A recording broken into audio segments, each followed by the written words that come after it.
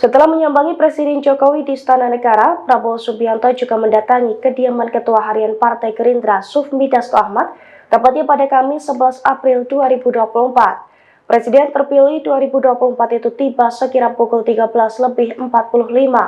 Tak berselang lama, Prabowo juga disusul oleh Titik Soeharto dan juga putra tunggalnya Didit Prabowo. Dilansir dari tribunnews.com, Prabowo mendatangi kediaman Sufmi Dasko Ahmad di kawasan Kuningan, Bogor, Jawa Barat pada Kamis 11 April 2024. Saat tiba, Prabowo tampak ditemani oleh ajudannya Mayor Teddy Indrawijaya. Prabowo juga langsung disambut oleh Dasko. Selesai bersalaman, Prabowo pun memberikan salam ke sejumlah tamu undangan yang hadir. Seusai itu, Prabowo langsung duduk di samping Kapolri Jenderal Listio Sigit Prabowo yang sudah tiba terlebih dahulu.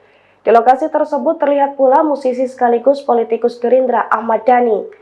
Semenit berselang, mantan istri Prabowo, Titik Soeharto, dan putra tunggalnya Didit Prabowo juga datang ke lokasi tersebut. Keduanya pun tampak kompak memakai kemeja berwarna putih. Download Tribun X sekarang, menghadirkan lokal menjadi Indonesia.